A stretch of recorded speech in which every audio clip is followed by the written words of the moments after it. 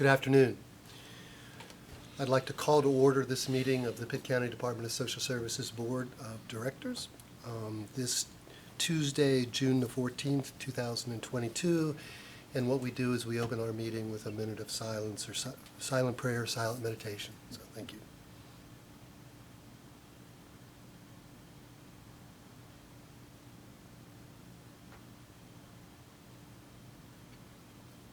Okay, thank you. Susan, anybody signed up for public comment?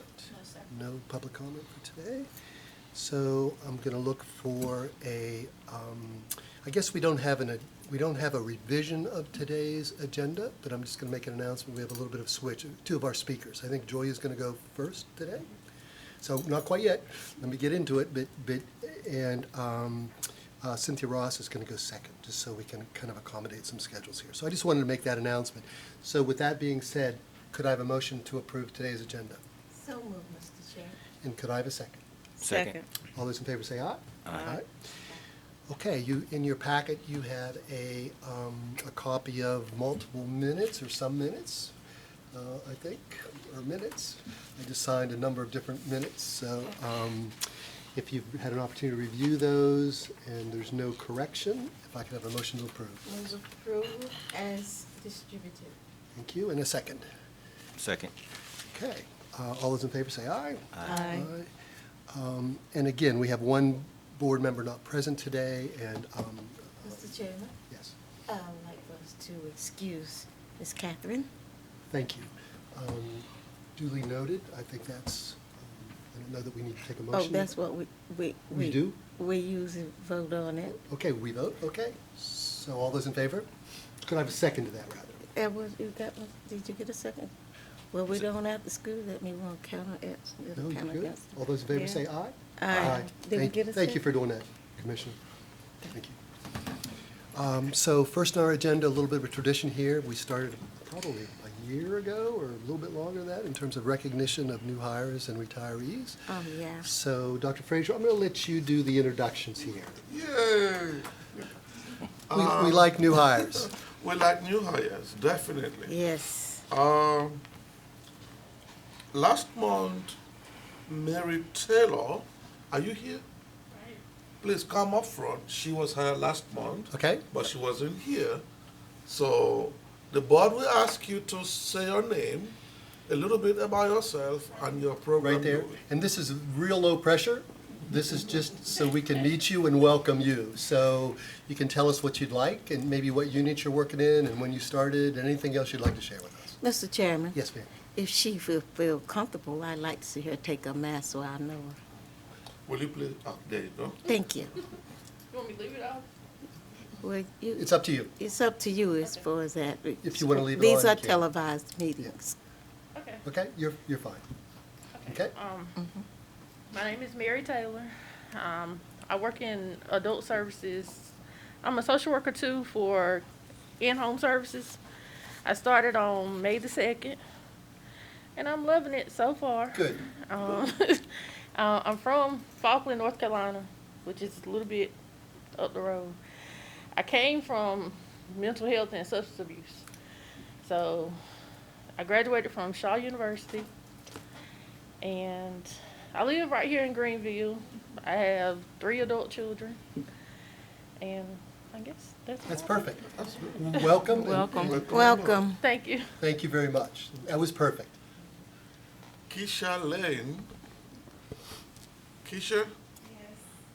Okay.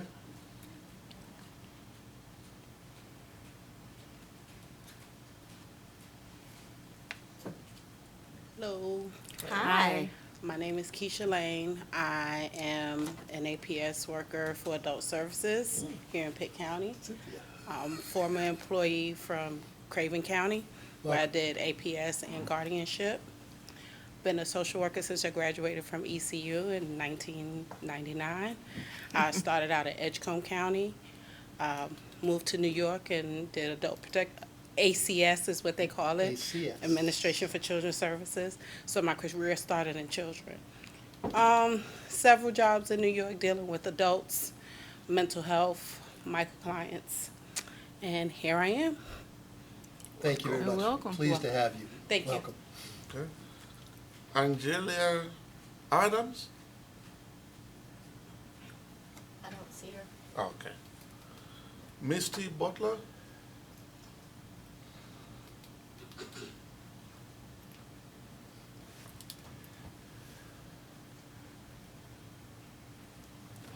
Hey, I'm Misty Butler.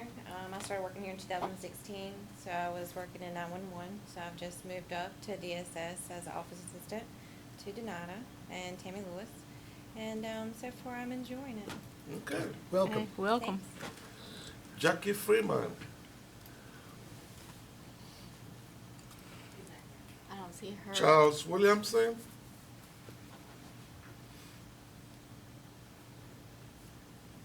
Good afternoon. Good afternoon. Okay, There Mac. you go. I can hear I have them to make it real. official. I'm an attorney. Oh, no wonder. Okay, Mac. So I work with Julia. Wonderful. I've been here 2 weeks today, and this is actually a sort of a circle back around. I worked for the county almost 20 years ago, and since then in private practice I've dealt with all of the areas of social services from child support, APS, and CPS. So I would say I've come back home, but it has been a journey, and now I'm back. So, Well, welcome. Welcome back. Thank you. Looking I'm forward to it. excited to have you. And Julia's too. Alicia Freedom? I don't Okay. see her. Sheldon Sharp? I don't see him either. Okay. Are we missing anybody? Did we have any retirees? No? We had a retiree, and I missed putting her on the list and sending her the email. That's on me. But Angie May is Okay. retiring from daycare at the end of this month. And I'll see if she can come next month, So Be she's seen. retiring at the end of this month? So June she- 30th. So, yeah, so she won't be here next. Yeah, I'll see if she'll come back, but that was Well, all that's, on me. yeah, I appreciate you, I appreciate Maybe you even just recognizing. amend her to move this. Absolutely. Do something for retirees. The county. Okay, that's always fun. So welcome, everybody, and you're welcome to stay, or, if you have business to take care of it, you can leave. We'll leave that up to you, okay? So before we get to our presentations, we have items for consent. We have a number of budget amendments here, and I'm going to let Dr. Frazier go through them individually, and we will approve them. Okay. Items for consent. We have 3 items of consent. The first one is layup supplemental payment of $325,594. This is used for the layup program for the low income energy assistance program. Yes, sir. And the second one to that body will be $545,041, also part of the layup supplemental program. So we have 2 Correct. budget amendments for LEAP. Yes. So do we have to deal with those individual, or can we deal with them as 2? You may bundle it, but it's your call. Mr. Chairman, I move that we accept the items for consent as presented. Thank you. Could I have a second? Second. Thank you. All those in favor? Aye. The second one will be GUC neighbor to neighbor.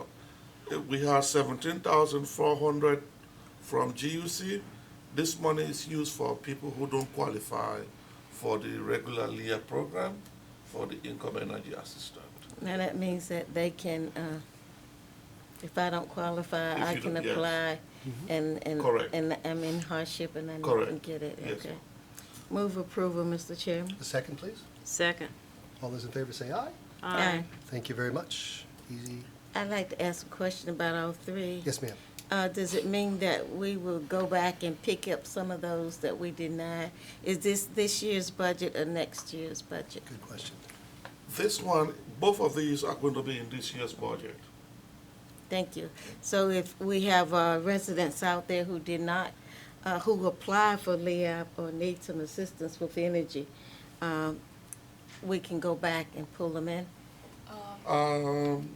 Not necessarily, that's Brian's question. Address that question for you. Thank you.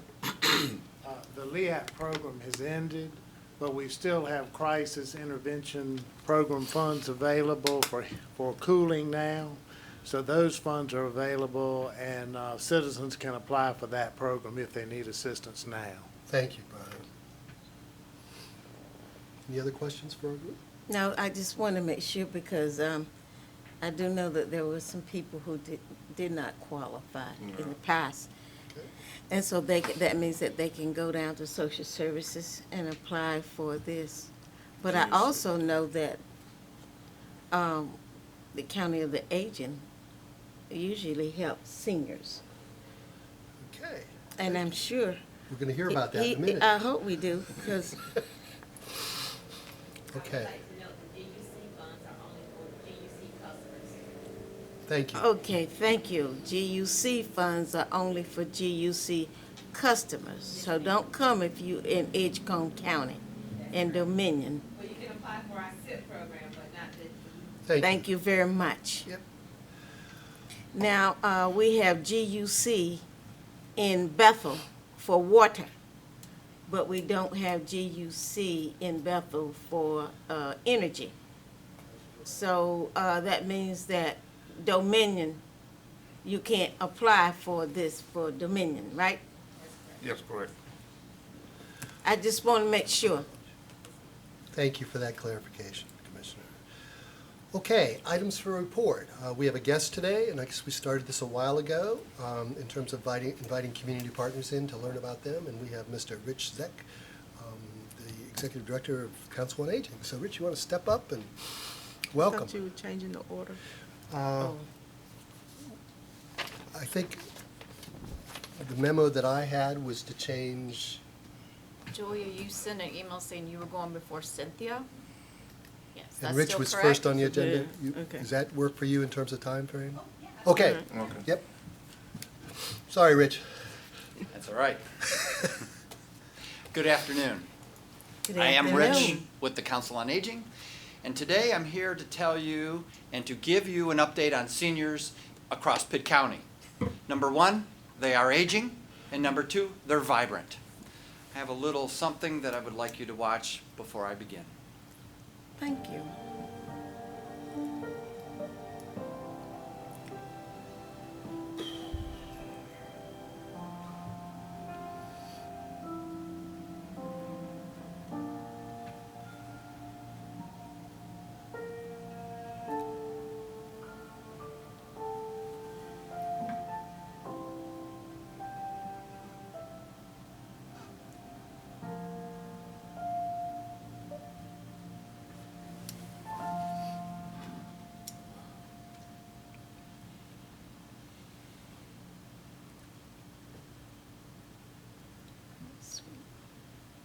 So what I wanted to share today is about the baby boomer generation. We know they're growing. It's the largest generation in the history of the United States. In fact, some statistics will show that by the year 2032, there'll be more people over the age of 65 than under the age of 18. Senior services will be critical today and in the future. As this community is growing, unfortunately, so are their needs, and we've seen it firsthand.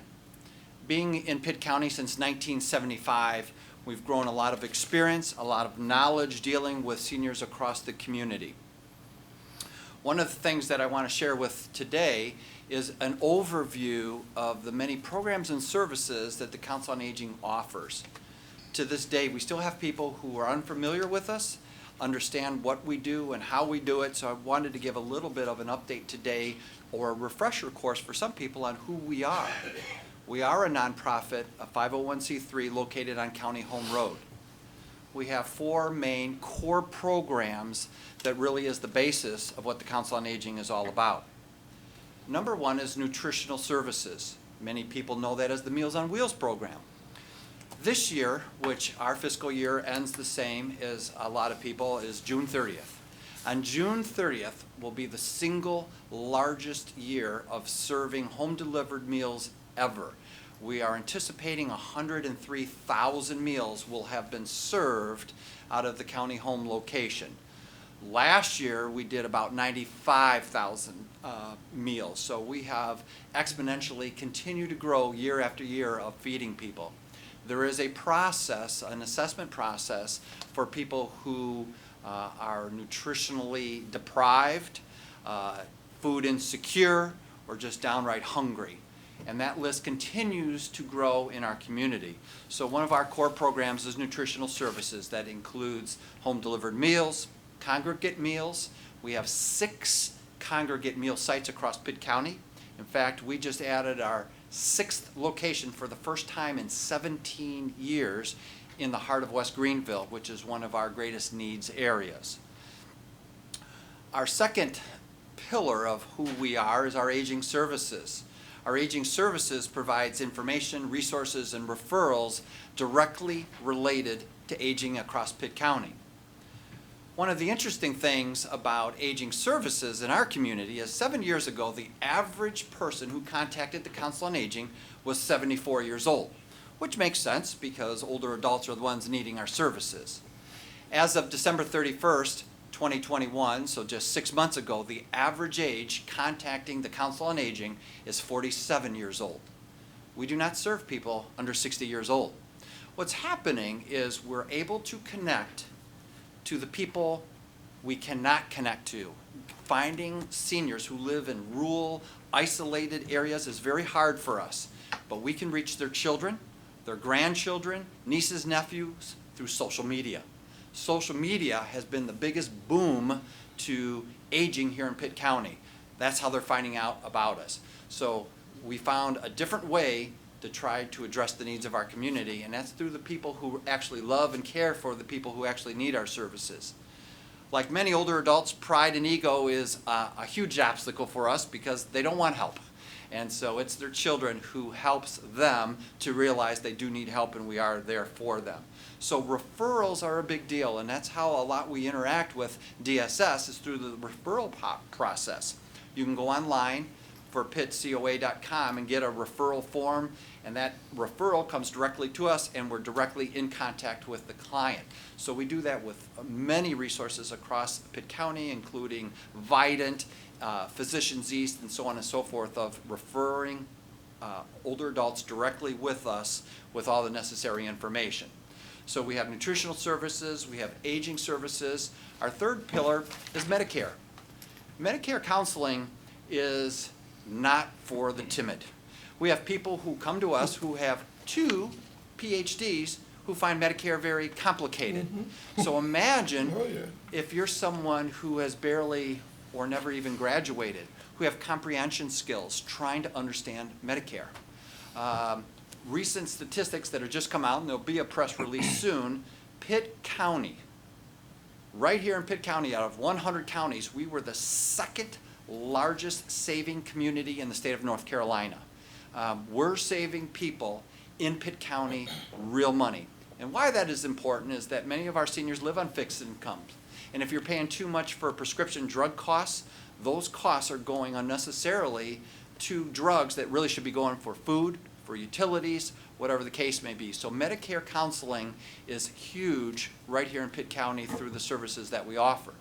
Also in the press release will be that we were the 4th largest county in the number of clients that we took care of this past year. So people are hearing about the Medicare services, how it could reduce their costs and make savings, and that's our third pillar. Our fourth pillar is about programming, services, and our 6 senior wellness centers that we have across Pitt County. Last year, even in the height of pandemic, in which people need to understand that during the 2 years of the pandemic, the Council on Aging remained open every single day to make sure meals were delivered throughout the entire pandemic. The senior centers were closed for roughly 3 or 4 months and reopened.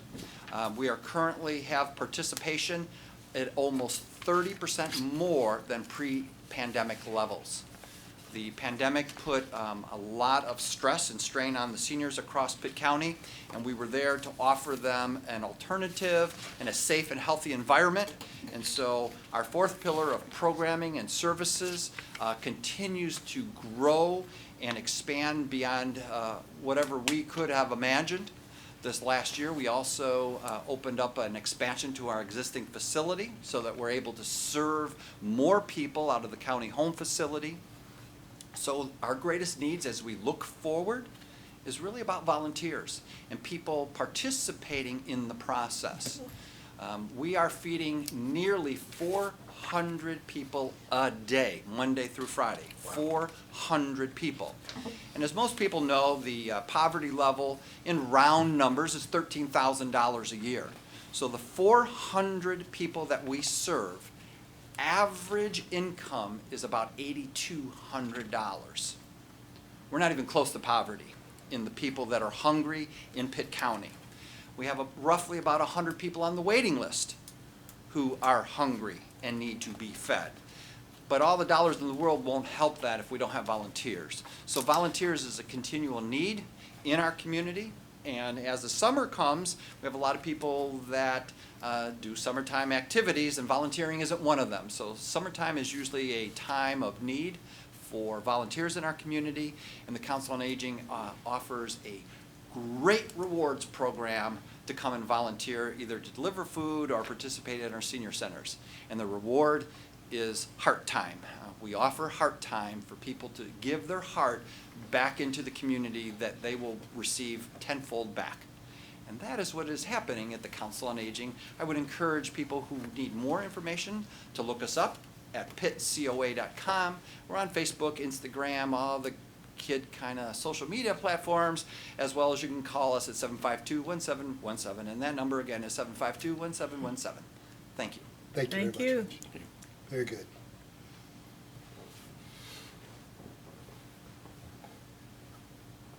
Okay, thank you. Next on our agenda is Julia, and that's our little bit of adjustment here. Rich, you're welcome to stay, and thank you. And Julia's going to talk to us today about courts during COVID. I am. Thank you. Well, good afternoon, everyone. So you should have a handout in front of you, which is going to touch base on the 3 sectors of courts that we serve in the county, which is going to be child protective services, adult protective services, and child support. I've also attached some of the issues on the front end that are impacting the court system. So if you look at your front page, you're going to find what adjudication hearing's on, and I'll just briefly run through what each hearing actually represents. An adjudication hearing is a hearing which involves hearsay, in which we are actually asking the court to find that a child is either abused, neglected, or dependent. In that case, we cannot say, you know, mom said to a neighbor, because that's hearsay. So in those cases, we're subpoenaing violent medical records, Greenville police officers, police records, teddy bear reports, the interviewers at Teddy Bear, our social workers. So those are generally contested hearings. The parents are represented, and the guardian litem is also representing the child in that hearing, whereas me and my team represent the social worker. So we had 81 of those between July 21 and May 22. Wow. The dispositional hearing is when we draft an order and have a hearing regarding what the parent is required to do in terms of reunification efforts. So if the child in fact comes into foster care, and let's say it's substance abuse, neglect, domestic violence, then a dispositional plan is laid in which the parent can actually go through some process to get their child back. And so it'll require, for example, triple P parenting, random drug screens, things of that nature. So that's where the parent gets access to the child in terms of visitation and a pathway back to the child. Permanency planning hearings are when we review exactly the progress that the parent is making and the status of the children. It usually requires testimony regarding where the children are attending school, what are they doing in terms of their medical needs, have the parents accomplished any of the things laid out in their dispositional plan. Eventually, those permanency planning hearings will lead to an end of a road, and that means either we're going to terminate their parental rights if they in fact have failed and there's a potential adoptive family, and that's what's in the best interest of the child. It'll lead to reunification with the parent, or it'll lead to guardianship with a court-approved caretaker. You can see we've had 350 of those because you only get one adjudication and you only get one disposition, but you will have many review hearings to assess the status of the progress of both the children, the department, and the parents. The termination of parental rights, you can see we had 21 of those, which means that led to 21 adoptions. Non-secure hearings. So you can see here, non-secure hearings are when we take emergency custody of children. So the danger to the children is so great that we are going to a judge maybe 11 o'clock at night, midnight, and removing the children immediately. We had 17 of those last month. 17 kids came into emergency custody. So it's problematic.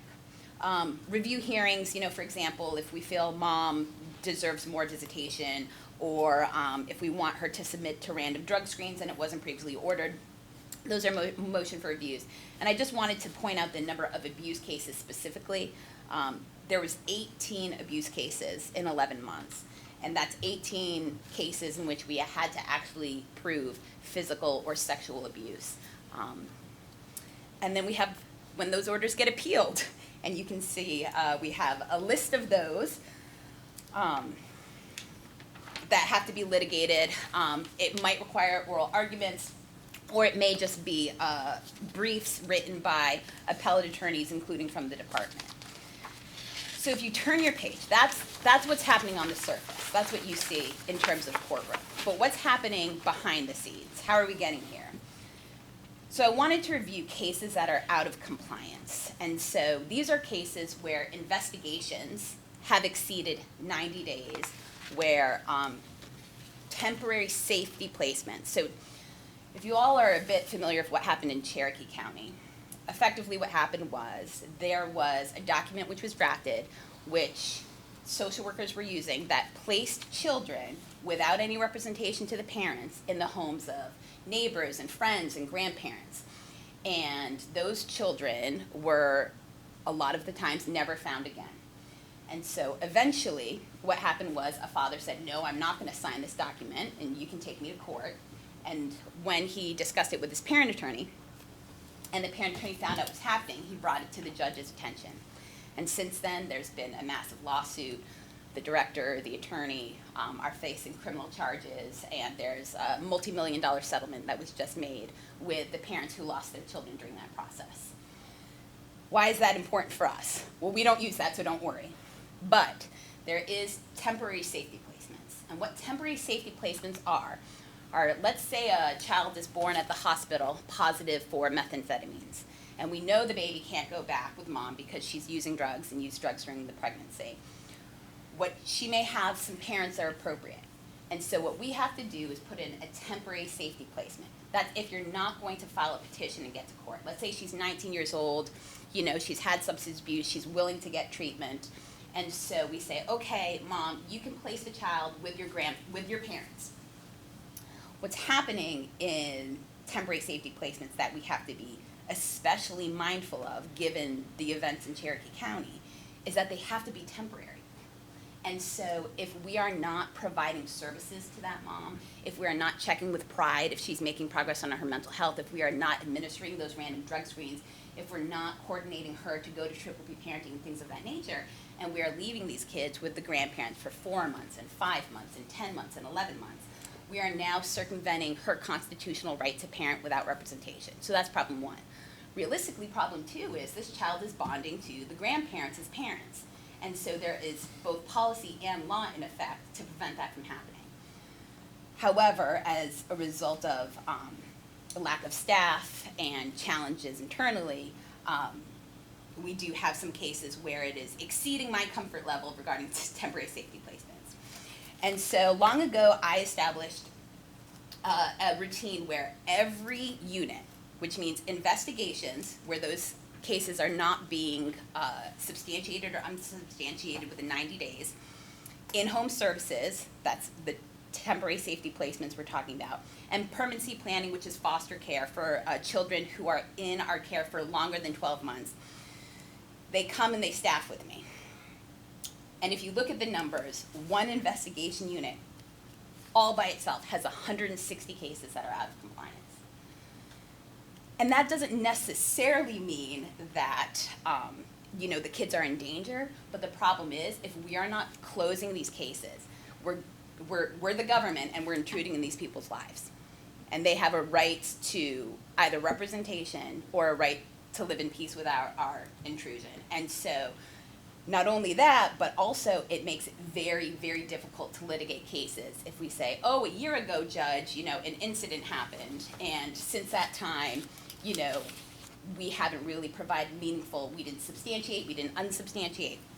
So it makes it very, very challenging to successfully litigate these cases when inevitably either they have to close the case with no safety concerns, which means, okay, they're not using drugs, they've done their triple P parenting, which is a great, close case, or we need to file a petition. Those are the only two things that can happen, right?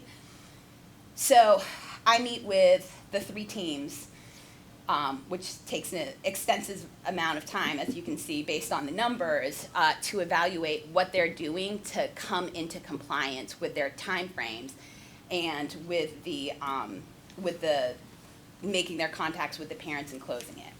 So that is a major barrier to our ability to catch up in terms of the backlog that we have. The backlog isn't in the court system. We have the court dates, we're filing the petitions, we're getting the court orders. The backlog's on the front end. And then if you turn to your 3rd page, you're looking at Adult Protective Services.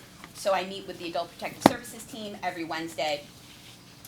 For example, we met today, every Tuesday at 9:15, Tuesdays. And, I get legal referrals. I got a legal referral today for an Adult Protective Services petition. It'll be on the court calendar at Vidant Medical Center in the Behavioral Health Unit on Wednesday. So those cases are moving along, and as you can see, we're talking about APS petitions and guardianship petitions. Sometimes we have freeze and inspect orders for financial exploitation cases. So there's a wide variety of adult protective services legal mechanisms that we provide on a routine basis.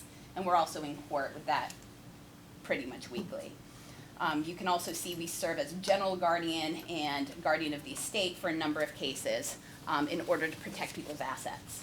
So that's all flowing nicely. And then child support statistics, as you can see, in 2021 alone, we had 534 complaints. So that's 534 cases for child support, to establish paternity, for Medicaid reimbursement or past public assistance reimbursement. And we collected over $16 million in our collection fees in terms of our enforcement. So that is also flowing nicely and regularly, and in all 3 of these sectors, myself and my staff, we're meeting with these teams regularly, and we are in court constantly. But we do need some attention to the front end of things to get things on track. And being fully staffed would be a great place to start. So everybody has certainly their barriers in terms of their caseload. So we understand what's going on, but that's where the challenge is. Do you have any questions? Questions for Julia? I tell you, with the COVID, did you see an increase in abuse? Yes. So the answer is yes. What happened was that regular reports stopped coming in. So bus drivers reporting that kids were dirty or said that they were not fed. Teachers putting eyes on kids when, they didn't have proper food and nutrition, or they said, a parent hit them with an open fist. But what was happening once we didn't have those regular reporters, once we no longer had eyes on the kids, the severity of the abuse cases and the child fatalities were dramatic. Because there was nobody, there was no advocacy, there was nobody checking in to make sure that these kids, before it escalated to a point of either serious abuse or death in some of the cases.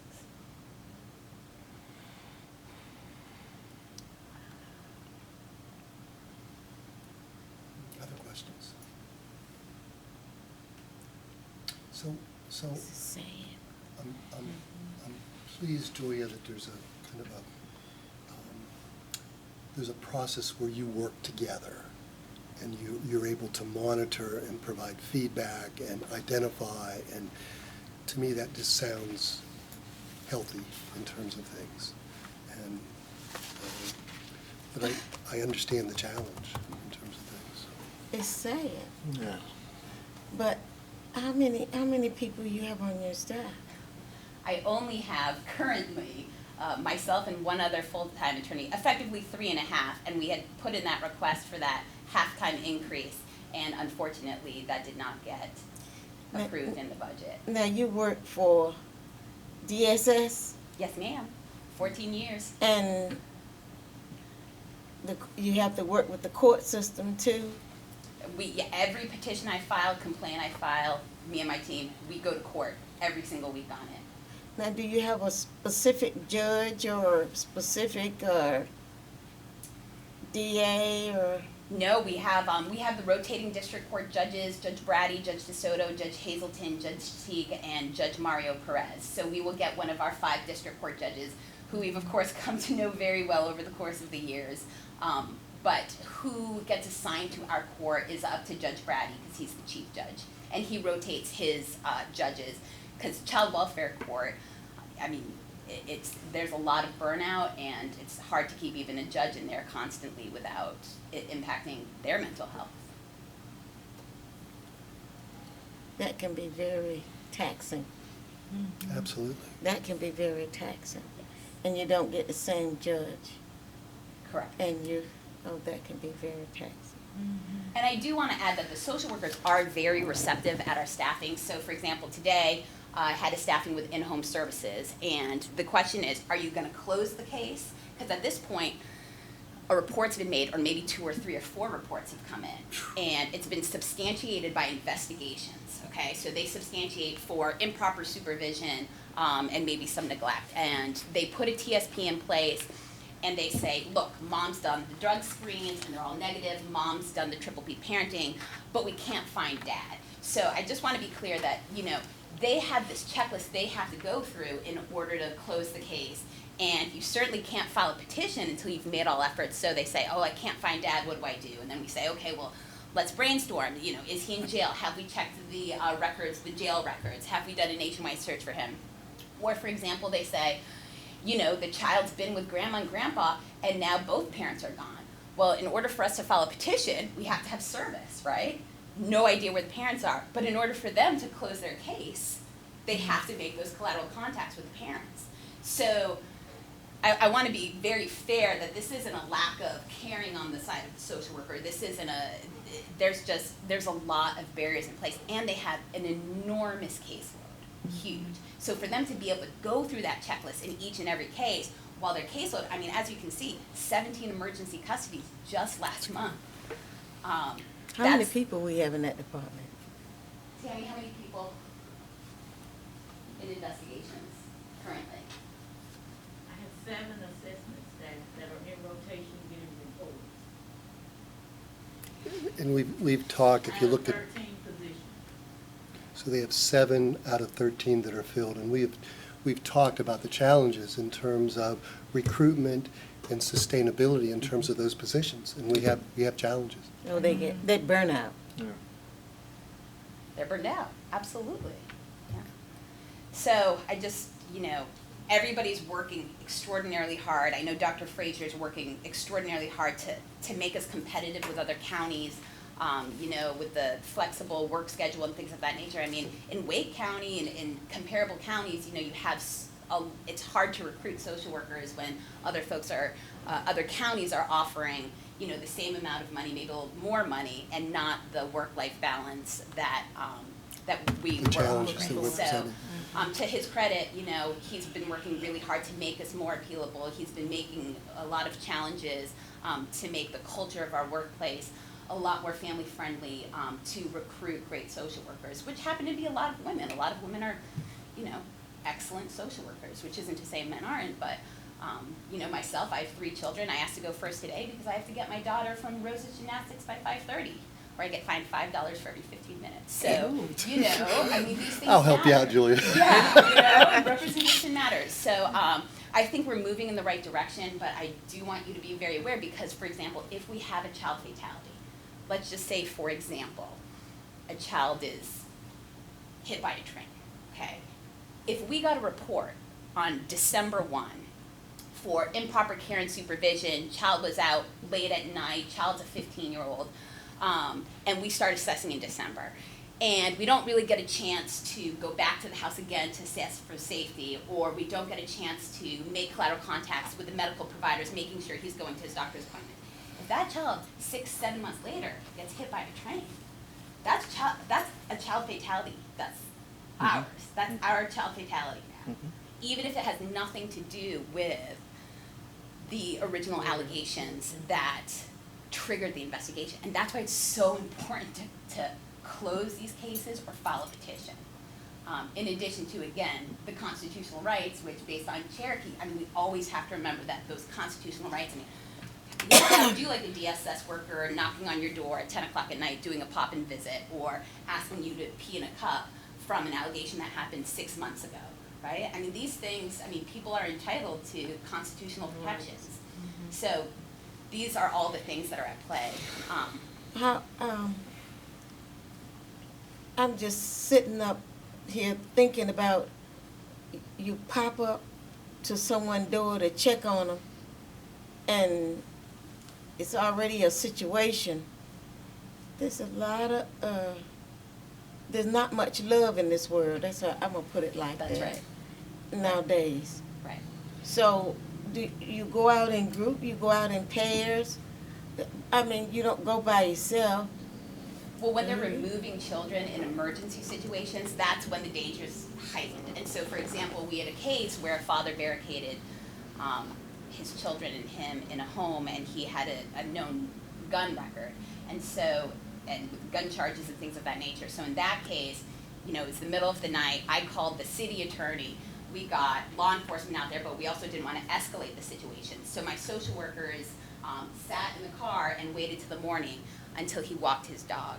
And then when he walked his dog, that's when law enforcement moved in and our social workers were able to go and remove the children safely. So they're incredible. I mean, they are. They're incredible people. It takes a lot of heart and it takes a ton of hours. But that's how. And thinking out of the box. They gotta think out of the box. They gotta think out of the box. Exactly. Or they wait, you know, sometimes they wait till the child gets to school. And that's when they knock on the door to talk to mom. I mean, you know, if you're, and let me be clear, all of the petitions we filed for adjudication, when you look at those numbers, if you look at the non-secure removals, so for example, July 21, 13 adjudications, right? But only 5 non-secures. So that means we are not just going in and taking people's children. The vast majority of the time, if there's substance abuse or something up, and you haven't followed your plan, we're gonna file a petition so you get a lawyer. But during that time, we're also gonna say, we're gonna make a safety plan where child stays with grandparents. If the parents say, I don't want my kids going into foster care, the first question when we're assessing the danger level, and we've assessed that there is a danger, we say, can you make a plan? That's always the first question. If the answer is yes, then we vet those people. So you give us grandma's name, we vet her, we run the criminal record, child welfare background, we go to the home and assess before you place the child in. Then, but that doesn't mean, at that point, we're filing a petition because you haven't done what you needed to do for us to close the case. And so the vast majority of the time, we're not taking emergency custody, so it's not that heightened danger level. But you can see, I mean, last month there were 17 too. So. Julia, this has been good. This has been very informative. I appreciate it, and maybe we can have you back soon. Sure. I'd like to invite you back soon and maybe get an update. Is there any way that you can, I don't want to say track, determine if you're doing a better job at it? Or is there any way? I mean, we track the numbers of out of compliance cases. But we're talking about children. Right, right. Yeah, I mean, we track them. So every time I meet with investigation, in-home service, and foster, we're tracking their numbers and reporting them. Is there a difference between the ages? Because a child is a child is a child until they're 21? 8. What, 17 and 18? Yes. Uh-huh. So when you're teenagers, I mean, the hormones are dangerous. Right. So, for example, today we had a case where a 17-year-old that we were staffing, you know, there was unstable housing, mom resolved that, but there was a 17-year-old and then there's 3 smaller children and mom was pregnant. And the problem was mom and 17-year-old keep getting in physical altercations. And so they can't close the case because even though mom's checked off all the safety issues, these physical altercations with the teenager keeps bringing in new reports. So it looks like we've had the case open for 14 months, but what's happening is they're not able to close it because every time you get a report, it's a new assessment. You have 90 days again. So that teenager, you know, so what we said today is, you know what, she doesn't let the teenagers out with boyfriend and out with, you know, collaterals. She has an appropriate father. Make contact with that father, ensure that that teenager can go to father's home, make sure mom understands, do not let this teenager in your home, close the case. And that's the type of instruction that we give, you know, because we have to, from a legal standpoint, make sure that we're in compliance so we don't get in a Cherokee situation. Thank you, Julia. You're welcome. And we'll look forward to seeing you next month. Yes. Thank you, Julia. My pleasure. Okay, Cynthia. Appreciate your patience, and I know this is a big month for you coming up. It is. So, you all got your email about the purple? Oh, yes. Tomorrow. Tomorrow. So Tomorrow is purple day. you have to instruct us in terms of how we do that. We're purple. I know, but isn't there a social media piece to that too? Take a picture or Take a something? picture and upload it. Oh, yeah. Oh, my goodness, you just lost me. Well, and it's pirate country, so everybody should have Have purple purple. here in Greenville. Shouldn't be a challenge. So it is Elder Abuse Awareness Month, but tomorrow is Elder Abuse Awareness Day. So just want to take a few minutes just to talk about it. DSS responds 24 hours a day. So it is one of the mandates that we have, that we're open all day long, all evening long. We have staff that responds to it. So social work staff receives the reports. Supervisors are also on call to screen those reports and respond to them. Our response time, we get asked questions a lot about those. We screen in. They could be immediate response for somebody who is in the highway, you know, is in danger immediately. 24-hour responses and 72, but 72 is the longest. So we are out in homes within that time period. Our evaluations that the workers do are completed within 30 or 45 days, depending on the information in it. And once we decide that services are needed, then we provide them either with the consent of the adult, or in some individual cases, consent of the court is needed. So we work on only those protective service needs, get things in place, and then we get the individual connected with other ongoing type services. So it's meant to be a very time-limited intervention for individuals to alleviate those protective service needs. So this is just a picture of what we have going on in Pitt. We received 730 reports in the last fiscal year, of which 585 were screened in. So we have very specific criteria that the statute lays out and what makes a report. So we're actually going out, doing evaluations on 585 that year. If you look at this year's numbers, they're up. That's a consistent trend. If I brought you a 5-year spread, it would look like that. It's continuous mountain up. And like Rich shared earlier, with the way seniors are growing in that senior population, this trend will continue to rise in the same way. So we're projected to end also about, we will exceed last year's numbers. Also, as part of protection, we provide guardianship to over 200 individuals. So those are individuals, once we get them, we are typically involved in their life until they die. On few occasions, we're able to work with people who are having mental health crisis, or they have developmental delays, and we can work and build skills that maybe they can actually have their guardianship restored, or we can work with family members so that they can gain the skills. But most of our individuals, we get them. Most of that 200 that you see there are individuals that we worked with through protective services. So they're individuals that came to our attention through a report. I have 8 social work positions for APS, that's Adult Protective Services, and 6 for guardianship. You have 2 new ones. One of those is APS. So we're down, just like pretty much right in line with Child Protective Services. So I have 5 filled of 8. So we're right statistically about the same, a little bit half-staffed in that program. So it makes it, difficult to do things to the quality that you want to do them, the quickest response. Once we determine that somebody's in need of protection, to get out there and kind of address those things, it is challenging. So in here, we wanted to communicate today, like we started out talking about purple, tomorrow's purple. So one of the things we want to talk about is what you can do. This is protections for everyone, and everyone can help protect. So that's one of the important messages. I think Rich shared that today when he talked about senior services, that there's something out there for everybody, protection and response. It's a community response to be able to address this. One of the things is so simple, to just be seen. If you have an elderly neighbor and you have elderly loved ones, just knocking on their door. People see that somebody's going out there, that they're not isolated, can protect them. So be seen, visit your neighbors, visit your loved ones, ask questions.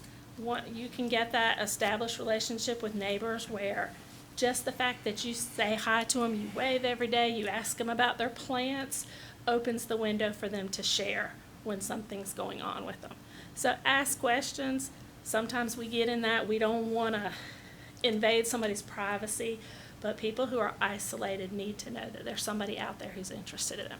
So try and ask questions, not necessarily invasive, but letting people know, communicating that compassion and communicating care. It's important to see something and say something. If you see something that's out there, you don't have to know all the facts. You don't have to know for sure that something's going on. We receive anonymous reports. People who make reports, information is confidential. So if you see something, say something. Tomorrow is one simple way to show your solidarity as a community for elder abuse awareness. Purple is the color. So wear purple. Pitt County, we're doing an initiative where we want the whole community to show their support. So we want people to take a picture. I listed the email in there. It should be on the screen, and it's also on our webpage. So you can just send in a picture, and we're going to put those in a collage showing all of our community and how we are all in support of elder abuse awareness. This is our picture from last year. This is our team. We're going to take another one tomorrow. It's different people this year, but this was our team last year. You might see our pictures tomorrow in black shirts because that's our team shirt for stopping elder abuse. So we will be wearing those tomorrow as we're taking our picture. And this is the way that people can make a report. That's our main number. You just let the operators know that you want to make a report, or even if you're not sure if you want to make a report and you just want to talk to somebody about it, you'll get to a social worker. Even though I said 8 social workers do APS, our whole division takes those calls and helps communicate and talk with people about situations. And then after hours, it goes to the sheriff's department, and they'll page a social worker on call. Is that it for you? That's it, unless you have some questions. Who took these pictures? That's our public information officer. It's a little This distorted. picture on page 3? Yes. Well, this one right here that's on the screen. Mm-hmm. Yes, ma'am. Our public information officer took that last year. Okay. Thank you, Cynthia.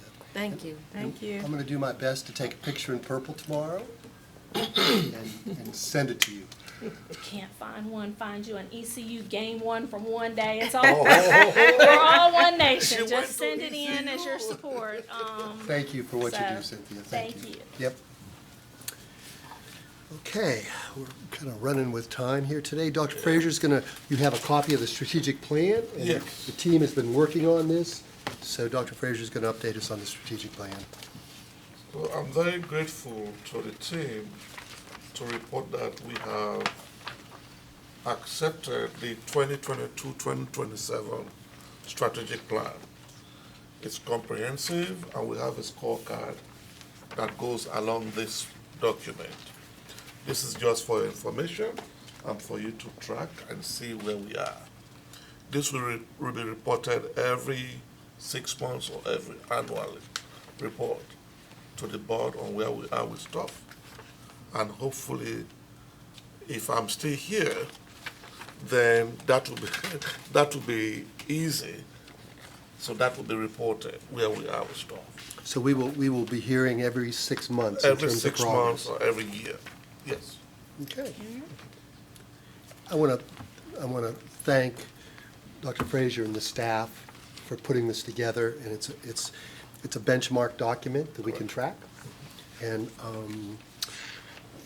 and I like the pictures. Oh, everybody looks nice though. They do. So I would encourage board members to keep this, put this somewhere where you can refer to it, and we'll be, certainly we'll be referencing this in the Correct. future. Okay, thank you. Okay, let me see here. So we're going to move on to your interim report. Yes. Brian, can you do your LIWA?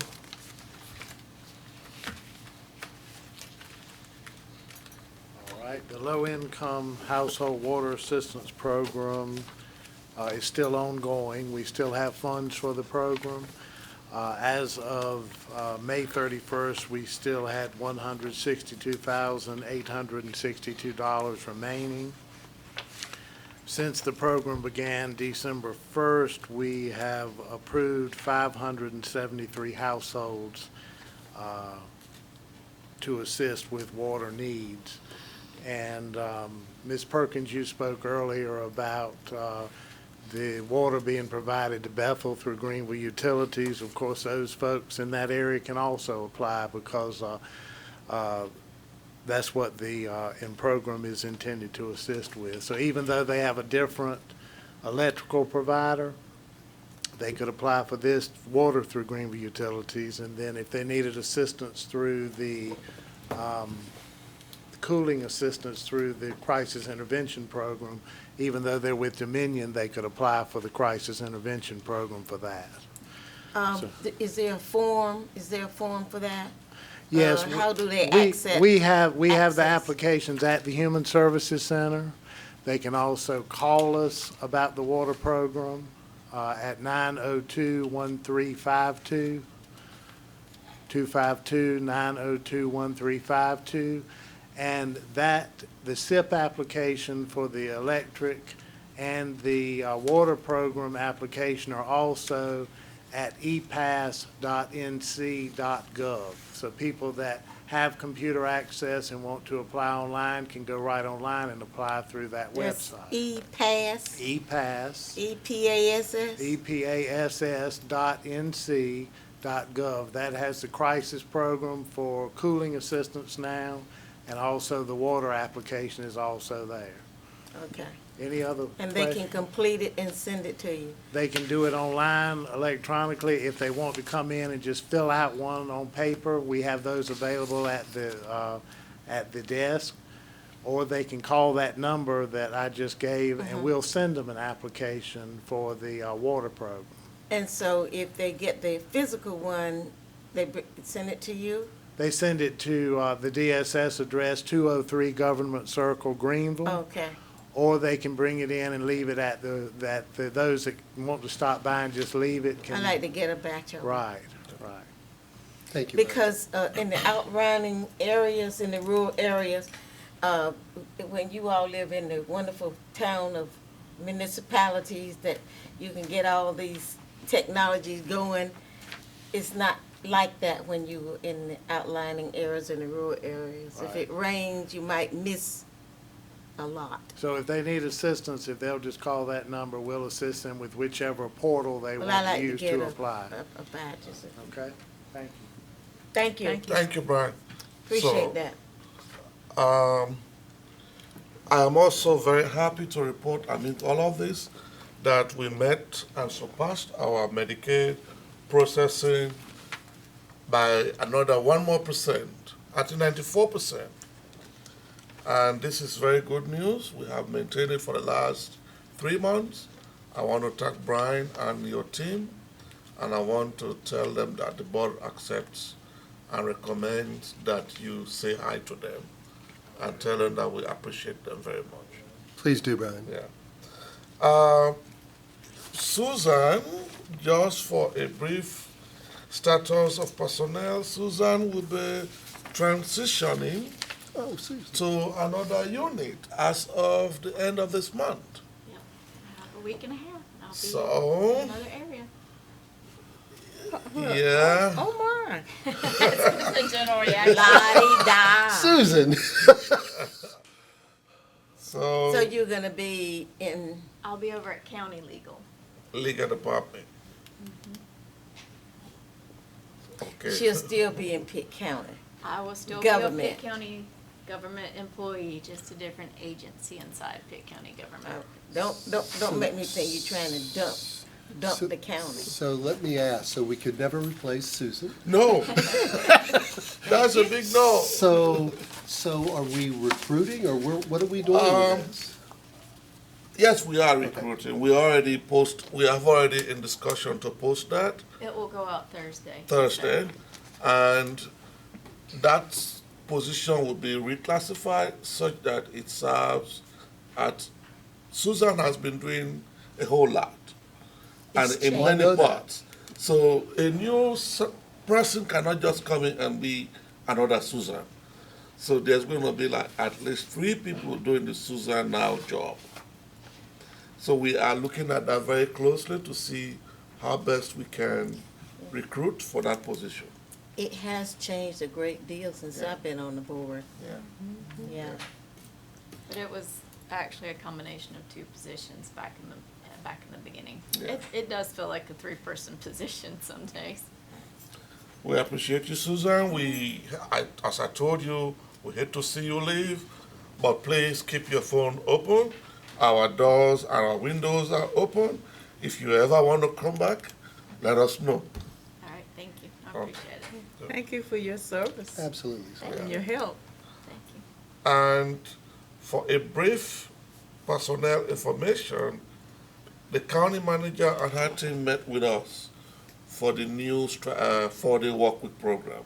I briefed you yesterday briefly, and this is going full force. It started today, and we are auditing all of those indicators, tardiness, productivity, and once we track out of this pilot, the county manager and I will sit down to look at hard numbers, and hopefully, if it is successful, we can tweak it, revise it, to become a policy for the county. So, that's about it. And really, Dr. Frazier, in terms of, all of the HR things that we've been talking about, Mhm. really, it was kind of trying to be creative Yep. in terms of recruitment. Because we Correct. know we've talked all along about our challenges. So I want to commend Dr. Frazier for moving forward with that, and certainly the manager for Absolutely. receiving that. Thank you. There are a number of other, Initiatives. initiatives Yes. in terms of recruitment Correct. that hopefully will pay off in terms Correct. of, because it goes back to what Julia was talking about. Correct. In terms of Because linking it's into good that you get flex time and all this other stuff. Yeah. Jim and I were, with my team, we met with the ECU social work director, and Jim is going to be working on the back end of that ECU family thingy, and hopefully all of this will work. But we are also working with Vanguard, the recruiting agency, to see what strategic ways we can tackle the staffing shortage. And also, Dr. Frazier had spoken about, I think Tammy had spoken about being creative in terms of part-time positions. Correct. And so I think there are a number of initiatives going on to be Yes. responsive, to the personnel issues that the agency has been facing. So Correct. I appreciate everybody's work in that. That's gonna create more on that workload there. Well, yes and no. The good thing is, even though Suzanne is leaving, there were backups. And those backups will be able to help with Suzanne's position until it is filled. So, there's not going to be any gap in the service you receive. You receive the same customer service, the same quality of care, and until we have another Suzanne, you will still have the same Susan type service. Okay, thank you, Dr. Frazier. You're welcome. It was a lot of information today, a lot of good information, a lot of updated information. I see Ms. Florida here. So at this point, I will need a motion to go into closed session. Move that we go into closed session. Could I have a second? Second. Thank you. All those in favor say aye. Aye. Thank you. Aye. Remember, thank you. We are back into public session. We've come out of closed session, and I'm going to open it up for public comments. Anybody have any public comments for the betterment? None at this time. None at this time? None If at this not, time. I'm going to ask for a motion to adjourn. So moved. Second? Second. Thank you, Mr. Dancy. All those in favor say aye. Aye. Aye. Thank you. We will see you next month.